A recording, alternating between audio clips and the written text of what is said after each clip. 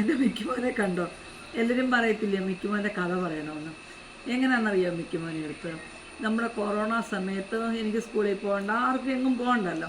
അന്ന് മോൻ പറഞ്ഞു, അമ്മ എനിക്ക് ജീവനുള്ള എന്തിനെങ്കിലും കളിക്കാൻ വേണം. അവനും അങ്ങനെ പുറത്തോട്ടങ്ങനെ കൂട്ടിനൊന്നും പോകുന്നില്ല.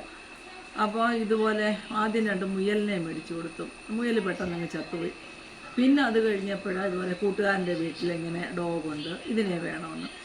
ഈ വരെ ഞാൻ അച്ഛനോട് പറഞ്ഞപ്പോൾ അച്ഛൻ സമ്മതിക്കത്തില്ല. കാര്യം സമ്മതിക്കാത്ത അച്ഛന് ഇതിനെ ഭയങ്കര ഇഷ്ടമാണ്. സമ്മതിക്കാത്ത കൊണ്ടുവന്നാൽ ഇത്രയും കെയർ കൊടുത്ത് വളർത്തണം.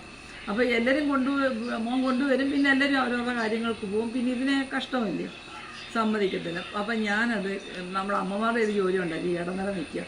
ഞാൻ ഇടനില നിന്നുകൊണ്ട് പറഞ്ഞു, സാരമില്ല, നമുക്ക് എങ്ങനെയെങ്കിലും നോക്കാം, അവൻ്റെ ആഗ്രഹം ഇല്ലയോ എന്നൊക്കെ പറഞ്ഞ് എന്തായാലും സമ്മതിപ്പിച്ചു. അങ്ങനെ ഒരു ദിവസം ഒരു ഒക്ടോബർ 13-ാം തീയതി രാവിലെയാണ് ഇവൻ മോൻ ഇതിനെ എടുക്കാൻ പോവാം. അപ്പോൾ പോയപ്പോൾ അച്ഛനോട് ഞാൻ പറഞ്ഞു, കൂടെ നിന്ന് പോകരുതോ, അവനിനെ എടുക്കാൻ പോകുന്നില്ലയോ.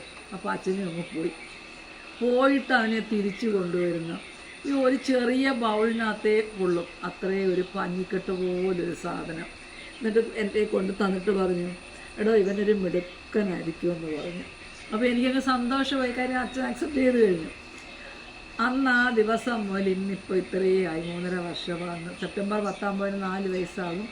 അപ്പോൾ ഇപ്പോൾ അന്ന് കൊണ്ടുവന്നപ്പോൾ 33 ദിവസം പ്രായമേ ഉള്ളൂ. അന്ന് കൊണ്ടുവന്ന് എൻ്റെ കൊണ്ട് തന്നതാണ്. അന്ന് മുതൽ വളർത്തി. ഇന്നിപ്പോൾ എനിക്ക് ഇവൻ്റെ കാര്യങ്ങൾ നിങ്ങളോട് പറയാൻ ഒരുപാടുണ്ട്. കാര്യം അത്രയും ഞങ്ങളുടെ എല്ലാവരുടെയും വീട്ടിലെ ഞങ്ങൾ 4 പേരുടെ ഒരു ശ്വാസത്തിൻ്റെ ഭാഗമായിട്ടങ്ങ് മാറി. ഒരുപാട് ഇവൻ വന്നതിന് ശേഷം നമുക്കുണ്ടായ മാറ്റങ്ങൾ, വീടിനുണ്ടായ മാറ്റങ്ങൾ, അങ്ങനെ ഒത്തിരിയും കാര്യങ്ങളുണ്ട് പറയാൻ. ഞാനീ പറയുന്ന കഥ നിങ്ങൾ സ്വീകരിച്ചാൽ ഓരോരോ കഥകൾ പറഞ്ഞുതരാം.